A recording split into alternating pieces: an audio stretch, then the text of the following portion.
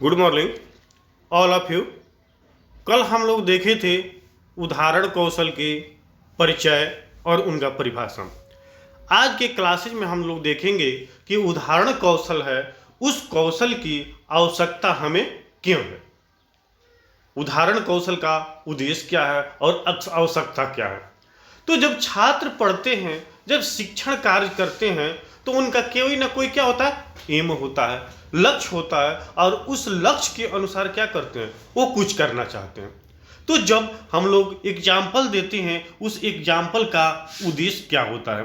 तो देखिए, जब छात्र जब पढ़ते हैं, लिखते हैं, समझते हैं, तो उन्हें आवश्यकता के अनुसार हम क्या करते हैं, एग्जाम्पल देते हैं। तो उनका आवश्यकता और उद्देश्य सबसे पहले फर्स्ट में होगा कि ज्ञान का विकास करने में उदाहरण का प्रयोग किया जाना चाहिए। जब बच्चा पढ़ाई लिखाई जब करता है, तो उन्हें जब ज्ञान जो होता है, जो अर्जित ज्ञान करना होता है, उनको विकास करने के लिए हम क्या करते हैं, उदाहरण का प्रयोग करते हैं। ताकि जब हम उदाहरण देंगे तो बच्चा क्या करेगा, आसानी से उसको समझेगा और उनको क्या करेगा, वह अर्जित करेगा। इसके साथ सेकंड में हम देखेंगे कि ज्ञान को सुगम एवं विस्तृत होना चाहिए। जब उदाहरण देते हैं तो उदाहरण क्या होना चाहिए, एक सिस्टम के अनुसार होना चाहिए, एक रूल के अनुसार होना चाहिए, ताकि क्या करे, बच्चा उसको आवश्यकता के अनुसार उसको अनुकरण करे, ग्रहण करे। अब ये नहीं कि हम जब एग्जाम्पल दे रहे हैं तो पता चल रहा है कि एग्जाम्पल जो शुरू में देना चाहिए उसको हम अंतिम में दें, और जो एग्जाम्पल हमें अंतिम में देना चाहिए उसको हम क्या करें, शुरू में दें। तो ऐसे प्रक्रिया जब होगी तो उस एग्जाम्पल का क्या होता है, कोई मुख्य उद्देश्य नहीं हो पाएगा। उसके साथ साथ देखते हैं कि क्या, ज्ञान को अस्तित्व प्रदान करना। जब उदाहरण दे रहे हैं तो हमें क्या करना चाहिए, कुछ ठोस ज्ञान देना चाहिए। ठोस ज्ञान जब होगा क्या, कि जब ठोस ज्ञान के प्रति हम बच्चों को जागरूक करेंगे तो वह ज्ञान क्या करेगा, वो हमेशा के लिए रहेगा। ठीक है।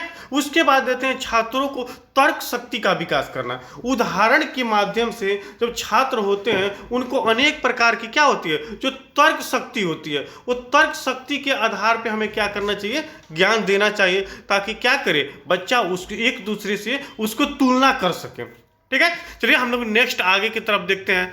इसमें अगले पेज में क्या है, अगला पेज में है उसके महत्व। अब उदाहरण के क्या होता है, कुछ महत्व होते हैं, और उस महत्व का हम लोग क्या करते हैं, प्रयोग कैसे कैसे करते हैं। तो देखिए, उदाहरण द्वारा विद्यार्थियों को मूर्त से अमूर्त के ज्ञान होता है। तो यहाँ पे आप लोग जानते हैं कि मूर्त एग्जाम्पल क्या होता है और अमूर्त एग्जाम्पल क्या होता है। ठीक है। मूर्त और अमूर्त, देखिए, मूर्त जो एग्जाम्पल होता है कि जो हम क्या करते हैं, जिसको हम सरल भाषा में, सरल रूप में हम क्या करते हैं, आसानी से समझ लेते हैं, देखते घूमते फिरते। ठीक है।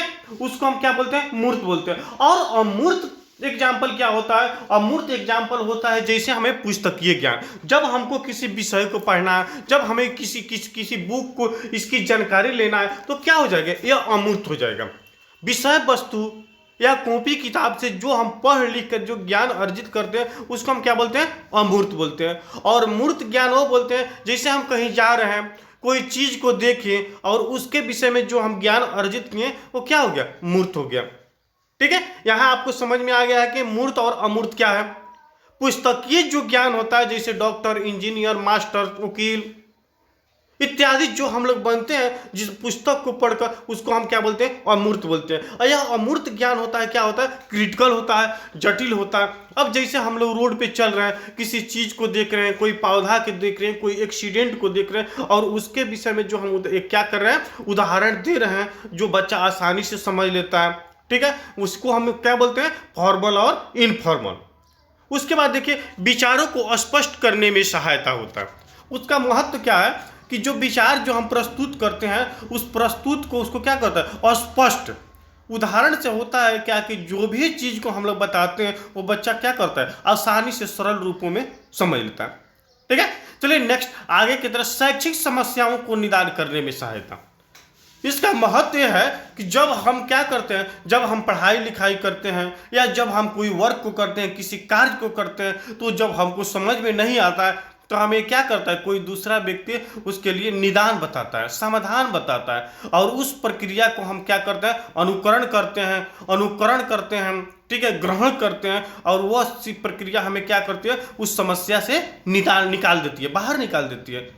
ठीक है, तो इसका क्या था, महत्व था। उदाहरण के द्वारा बच्चा क्या करता है, अनेक चीज को अपने में अनुकरण करेगा, और उस अनुकरण किए हुए चीज को क्या करेगा, वो फिर से प्रस्तुत करेगा, और उसको किसी ना प्रकार की समस्या नहीं होगी। अब देखिए इसमें है क्या, मापदंड। ठीक है, जब हम उदाहरण देते हैं तो उसके लिए क्या होती है, कुछ रूल होती है, कुछ नियम होती है, और उस नियम और उस रूल को हमें क्या करना चाहिए, एक प्रभावशाली ढंग से बनाना चाहिए। मापदंड उदाहरणों को रुचिकर तथा प्रभावशाली बनाना, ताकि कौशल अर्जित करने वाले छात्रगण आसानी से सीख सकें।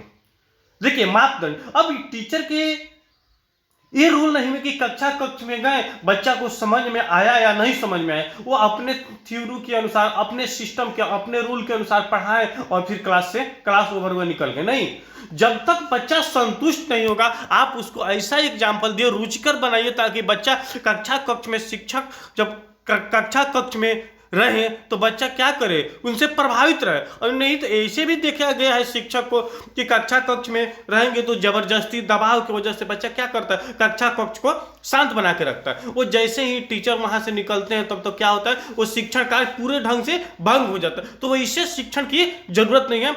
आप कक्ष में रुचिकर बनाइए, रुचिकर उदाहरण दीजिए, ताकि बच्चा क्या करे, छात्रगण क्या करे, उसको अर्जित करने में आसानी से आसानी रूप को प्रयोग करे, और आसानी से आसानी भाषाओं में क्या करे, वो सीख ले। ठीक है, उसके बाद हम लोग देखते हैं क्या कि कौशल के क्या है, कौशल होता है उसके कुछ घटक होते हैं। अब वो घटक कौन कौन से होते हैं, ठीक है, एक होता है वांछित व्यवहार घटक, और एक होता है क्या, अवांछित व्यवहार घटक। तो इसीलिए हम एक एग्जाम्पल उदाहरण को बोले कि कक्ष में जब शिक्षक जाते हैं तो अपनी भाषा को बच्चों की भाषा से मिक्स होना चाहिए, मिलता जुलता होना चाहिए। फर्स्ट में वहां पे जाए तो कक्ष में सरल उदाहरणों का चयन एवं निर्माण करना चाहिए।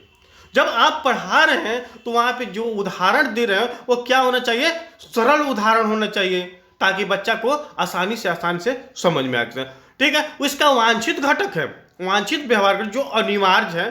ठीक है, नेक्स्ट में हो गया उद्देश्यपूर्ण रुचिकर उदाहरणों का प्रयोग एवं चयन का निर्माण करना चाहिए। और वहां पे आपको जो भी चीज का उदाहरण दे रहे हैं वो क्या होना चाहिए, उससे मिलता जुलता होना चाहिए। ठीक है, उसका रुचि होना चाहिए, उसका कुछ ना कुछ क्या होना चाहिए, उद्देश्य होना चाहिए। उदाहरण देने के लिए उपयुक्त माध्यम का चयन एवं प्रयोग करना चाहिए। अब जब उदाहरण दे रहे हैं तो उस उदाहरण के लिए जो चीज अनिवार्य है, जो चीज जरूरी है, उसको आपको क्या करना चाहिए, फॉलो करना चाहिए, प्रयोग करना चाहिए। नेक्स्ट, बीच बीच में प्रश्न पूछकर विद्यार्थियों को समझाना चाहिए और समझना चाहिए। जब आप एग्जाम्पल दे रहे हैं, जब आप उदाहरण दे रहे हैं, तो बीच बीच में जब समस्या आती है उस समस्या को क्या करना चाहिए, छात्र छात्राओं से पूछना चाहिए, और उसी के अनुसार आपको क्या करना चाहिए, एग्जाम्पल देना चाहिए। ठीक, नेक्स्ट पॉइंट अगला है क्या, विचारों एवं संप्रत्ययों से संबंधित उदाहरण का प्रयोग करना चाहिए या चयन करना चाहिए। जैसे कक्ष में अब हिस्ट्री पढ़ा रहे हैं तो हिस्ट्री के तुलना में हमें क्या करना चाहिए, एग्जाम्पल देना चाहिए, उदाहरण देना। अब ये नहीं कि हिस्ट्री पढ़ाएं और उसमें चले जाएं, इकोनॉमिक्स में चल जाए, मैथ में चल जाए, फिजिक्स में चल जाए, केमिस्ट्री में चल जाए।